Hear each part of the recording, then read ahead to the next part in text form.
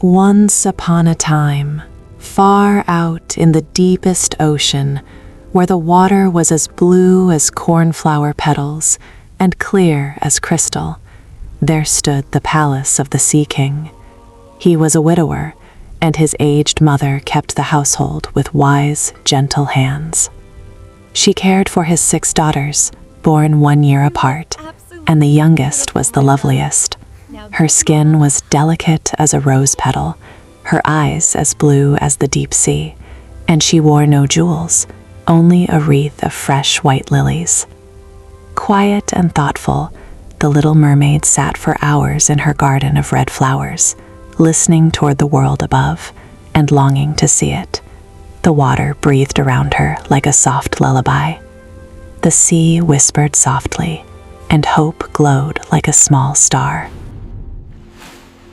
When each mermaid turned 15, she was allowed to rise to the surface.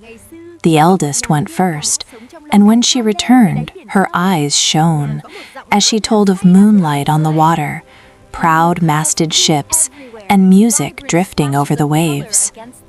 Each year, another sister rose and came back with stories. Fields of flowers, flocks of birds, icebergs glittering like diamonds. The little mermaid listened with her whole heart, and at last, on the evening of her own 15th birthday, she rose at twilight. The air was mild, the sky filled with kindly stars. Before her floated a grand ship with lanterns strung like constellations, and music and laughter danced across the sea like silver threads. Curious and shy, she swam closer and peered through a cabin window. A young prince stood among his friends, for it was his birthday, and the sailors honored him. To her eyes, he seemed radiant. She lingered, half hidden by the gentle swells, and listened until the night grew late. Then a sudden storm pushed across the sky. The wind cried, the sea reared, and lightning flashed far away. The ship struggled, timbers groaned. When the night grew wild, the little mermaid dove into the dark water and searched. At last she found the prince, drifting and still, and she held his head above the waves. The wind eased by dawn, and the sea lay quiet, cool as silk against her arms. In the morning light, he was handsomer still, and a tender longing warmed her heart. She kissed his smooth forehead, stroked back his wet hair, and seeing land, swam until she reached a quiet temple by the shore. She laid him on soft sand and watched, breath held, as the temple bells rang. A maiden from the temple came walking in the garden. The prince stirred, and when his eyes opened, they fell first upon that gentle girl. The little mermaid slipped back into the sea, her heart aching softly as the bells chimed in the clear air. From that day, she thought of nothing but the prince and the immortal soul she had heard humans possess. She no longer played in the coral gardens or sang with her sisters. She swam often to the place where she had brought him to shore and gazed toward the land, wondering where he lived and whether he remembered a face that had watched over him in the storm. Sea spray cooled her cheeks as she lingered near the rocks at twilight.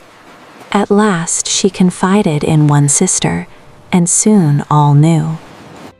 Friends near the coast had seen the prince's birthday ship and told where his palace stood. From then on, the little mermaid rose near that shore.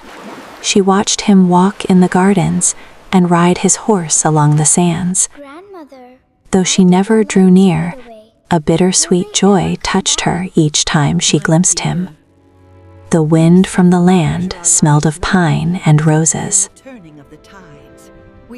Unable to quiet her questions, she went to her grandmother. "Do humans live on after their bodies are gone?" she asked. "We merfolk live for 300 years," said the grandmother kindly, "and we are happy in our sea. But when we die, we become only foam upon the waves. Humans live far fewer years, child, Yet inside them is a soul that rises and lasts for all eternity. The little mermaid pressed her hands together. I would give all my years for one day as a human if it meant gaining a soul. Her grandmother sighed and smoothed her hair. Think no more of such things for now. Tonight we hold a court ball. Pearl lamps lit the halls like stars. The palace shone. Across the center of the great hall ran a clear stream of seawater, wide enough for dancers to glide in pairs. Mermen and mermaids twined and spun, their hair flowing like banners. When the little mermaid was called to sing, her voice rose so pure and true that all others grew quiet. Though they listened in wonder, only she knew the longing inside her song. After the applause and laughter, while the music still echoed, she slipped away. Above, a bugle sounded faintly over the sea. Her heart leapt. She set her mind like a pearl in a shell. She would go to the sea witch, whom she had always feared, and ask for help. The water around her grew cool and shadowed as she swam into the far depths.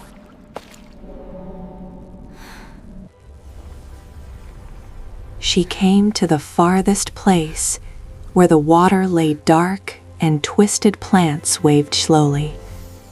In a cave lit by a low, eerie glow, the sea witch waited. I know what you seek, said the witch. You desire the love of a prince and the immortal soul that may follow. I can give you a potion. Drink it, and your tail will part into 2 legs. You will walk as humans do. Every step will feel sharp to you, and yet you will dance more gracefully than any mortal. But once you take human form, you can never return to the sea. If the prince marries another, you will become foam at dawn. And your voice, child, your sweetest gift, you must give to me. The little mermaid trembled. Without my voice, how shall I tell him I love him? Your eyes will speak, your grace will tell, said the witch. What say you? I will do it, the little mermaid answered. With a small motion, the witch drew the girl's voice and sealed it into a shell that hummed faintly like a distant tide.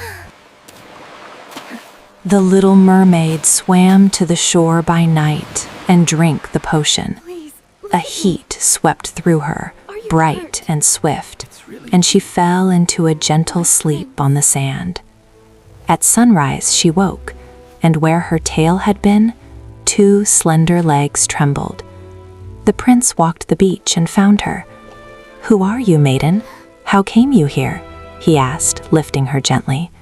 She could not speak, but her eyes shone with devotion. He brought her to his palace, and there she was clothed in soft gowns and treated with kindness. She danced for him with such grace that all marveled, though each step felt to her like a small sting. Still, being near him filled her with quiet joy. Warm sunlight lay across the floors like honey. He grew fond of her and shared his hopes and thoughts. He spoke often of a maiden from a temple who he believed had saved his life. The little mermaid listened with a tender smile and a brave heart. Then his parents commanded that he travel to a neighboring kingdom to meet a princess. I will obey, he said, but my heart is free. I could never love another as I love the maiden from the temple. They sailed, banners bright in the wind, and when they arrived, the princess came forth. To the little mermaid's sorrow, it was indeed the same temple maiden. The prince rejoiced, believing his path set. The little mermaid stood beside him with steady grace, while the air smelled of salt and flowers. The ships were dressed with flags, for the wedding was to be held in the temple maiden's kingdom. The prince promised to return within 7 days to take his bride. The little mermaid knew that when his vows were given, she would become foam at dawn. That night, under a sky of soft stars, her sisters rose from the waves. Their long hair had been cut away, and sea foam clung to their cheeks like tears. "Before the sun rises," they called, "you must touch the prince's heart with this. Let his blood fall upon your feet, and the spell will break. Then you will come home with us." They placed a glittering dagger in her hands and sank again into the sea. The moonlight lay pale and cool on the blade. The sea whispered softly, and hope glowed like a small star. Alone on the quiet deck, the little mermaid looked at the dagger. Her hands trembled, but her heart was steadfast. "No," she thought, "I will not buy my life with harm. If loss awaits me, I will meet it with love." She lifted the blade, then with a soft cry, cast it far into the sea. The ripples shivered in the moonlight. She went to the prince's chamber and knelt beside him. Gently, she kissed his forehead in farewell. At her touch, he stirred, and his eyes opened. He looked at her, and a veil seemed to lift. Memory returned like dawn. He saw again the storm, the waves, and the pale face that had bent over his own to bring him back to life. "It was you," he whispered, wonder in his voice. "Not the maiden of the temple. How could I have been so blind? Forgive me, dearest. I love you, not from gratitude, but because my soul has known you all along. Will you be my bride?" Tears shone in her eyes like little pearls, and she clasped his hands while the sea murmured softly against the hull. By morning, the ship reached the Temple Maiden's kingdom. With an honest heart, the prince went before her and told all that had passed. The dreams that had troubled him, the memory that had returned, and the truth about the one who had saved him. The Temple Maiden listened with grace. "She is the one heaven destined for you," she said kindly. "Go to her. I release you freely." The ships turned and sailed homeward, and the air tasted of golden light and salt as gulls cried overhead. The sea whispered softly, and hope glowed like a small star. When they reached the prince's kingdom, bells rang from every tower, and garlands swayed over the streets. The little mermaid walked at his side in white, and her steps, once stung, felt light as air. As she spoke her vows, her voice restored like a clear stream. Warmth blossomed in her chest. She felt the immortal soul she had longed for awaken, quiet and bright. Out on the shining sea, her sisters rose and sang a glad song, and the water glittered as if smiling. And so the little mermaid and her prince lived in gentle joy, their love as boundless as the sea, and their souls bound together for all their days. Love and kindness light the way.